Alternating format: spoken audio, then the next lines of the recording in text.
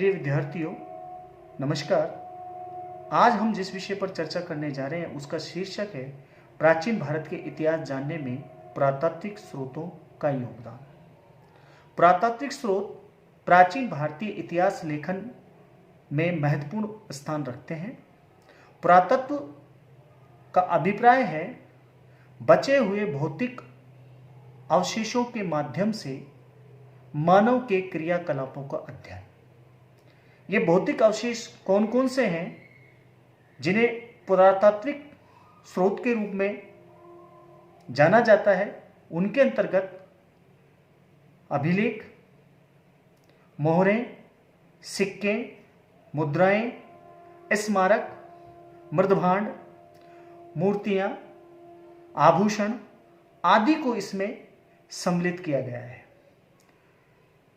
पुरातात्विक स्रोत जिनसे भारतीय इतिहास लेखन में बड़ी मदद मिलती है और ये सर्वाधिक प्रमाणिक स्रोत माने जाते हैं। इन्हें दो रूप में हम प्रस्तुत करते हैं। एक है स्वतंत्र प्रकाशक के रूप में, दूसरा है संशोधक या समर्थक या परिवर्धक रूप में। भारत में पूर्व पाषाण काल, मध्य पाषाण काल, नवपाषाण काल व ताम्र पाषाण काल की जानकारी उस काल के उपलब्ध भौतिक अवशेषों के माध्यम से ही मिलती है। इसी प्रकार सैंधव सभ्यता, जो कि एक विस्तृत भूभाग में प्रसारित थी एवं भारत की आधारभूत सभ्यताओं में से एक है, इसके बहुविध पक्षों का ज्ञान हमें पुरातात्विक साधनों से होता है। भारतीय इतिहास के अन्य कालों में भी अन्य स्रोतों से अज्ञात अनेक पक्षों का पुरातत्व ने उद्घाटित किया है। पुरातात्विक स्रोतों की दूसरी भूमिका भी यहाँ महत्वपूर्ण है। जब इनसे मिली जानकारी के आधार पर साहित्यिक स्रोतों से ज्ञात सूचनाओं की परिपुष्टि, खंडन, संशोधन, परिवर्धन या परिमार्जन होता है। पुरातात्विक उत्खननों का क्रम जारी है।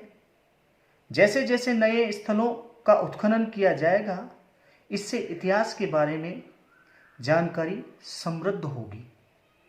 ऐतिहासिक ज्ञान के लिए पुरातात्विक स्रोतों को साहित्यिक स्रोतों की तुलना में अधिक विश्वसनीय, प्रमाणिक एवं दोष रहित माना जाता है। इसके दो कारण हैं। पुरातात्विक अवशेष काल विशेष के समसामयिक एवं प्रमाणिक दस्तावेज होते हैं। दूसरा, C14 कार्बन रेडियो कार्बन विधि एवं अन्य वैज्ञानिक पद्धतियों के माध्यम से पुरावशेषों के तिथि क्रम का सही अनुमान लगाया जा सकता है। पुरातात्विक स्रोतों में किसी भी प्रकार से परिवर्तन करना बेहद मुश्किल ही नहीं, नामुमकिन है।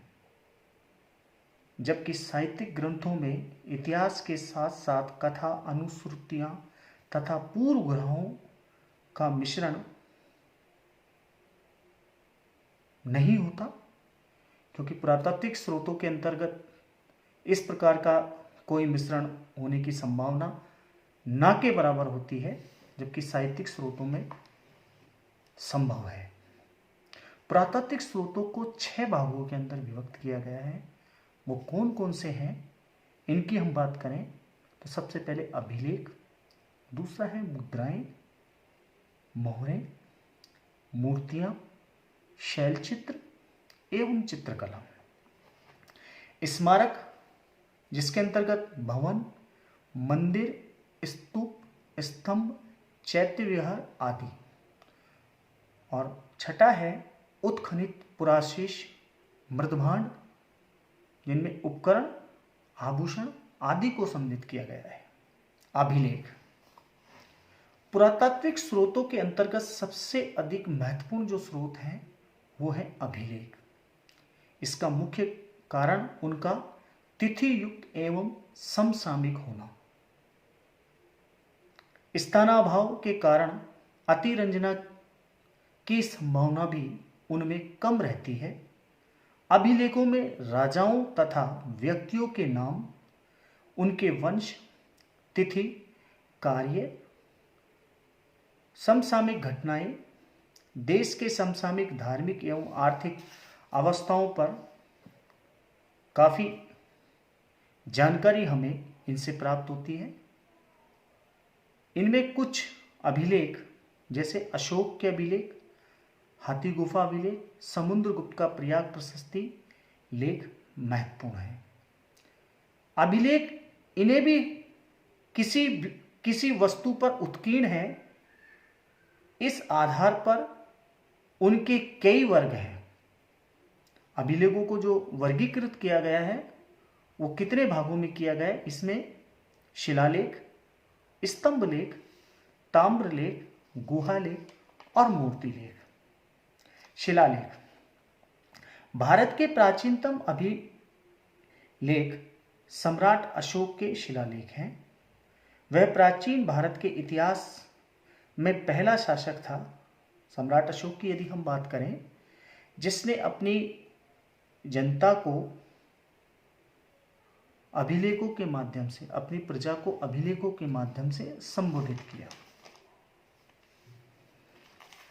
अन्य शिलालेखों में पुष्यमित्र सुंग का अयोध्या अभिलेख, खारवेल का हाथी गुफा अभिलेख, रुद्रदामन का जूनागढ़ अभिलेख, ये अभिलेख हैं। और स्तंभलेख, स्तंभलेखों में भी अशोक के स्तंभलेख अति महत्वपूर्ण हैं। इनके अतिरिक्त हेलियोडोरस का विदिशा स्तंभलेख और समुद्रगुप्त का स्तंभलेख और चंद्रगुप्त का मेहरौली स्तंभलेख महत्वपूर्ण है। जैसे कि अशोक के जो स्तंभलेख है, यदि हम यहाँ बात करें तो जो रुम्बनी अभिलेख है, एक स्तंभलेख है, और इस स्तंभलेख से हमें महात्मा बुद्ध का जन्म लुम्बिनी नामक वन में हुआ, इसकी जानकारी हमें इस स्तंभलेख से प्राप्त होती है। इसी प्रकार से प्रयाग जो लेख है, जिसके अंतर्गत समुद्रगुप्त का लेख माना गया है कि समुद्रगुप्त ने किन किन राज्यों को पराजित किया और उसने अपनी दिग्विजय की नीति के अंतर्गत दक्षिणापथ और उत्तरापथ के जो राज्यों को जीता, उसकी जानकारी हमें प्राप्त होती है। साथ ही चंद्रगुप्त द्वितीय, गुप्त काल के शासक, जिसका मेहरौली स्तंभ लेख, इस लेख के अंदर चंद्र नामक राजा की जो विजय है उसका उल्लेख हमें यहाँ देखने को मिलता है। तो कहने का अभिप्राय कि इन स्तंभ लेखों से हमें तत्कालीन समय की न केवल राजनीतिक स्थिति के बारे में बल्कि आर्थिक स्थिति के बारे में भी जानकारी प्राप्त होती है। जैसे कि मौर्य काल के अंदर जो कर लिया जाता था वो 1/6 लिया जाता था।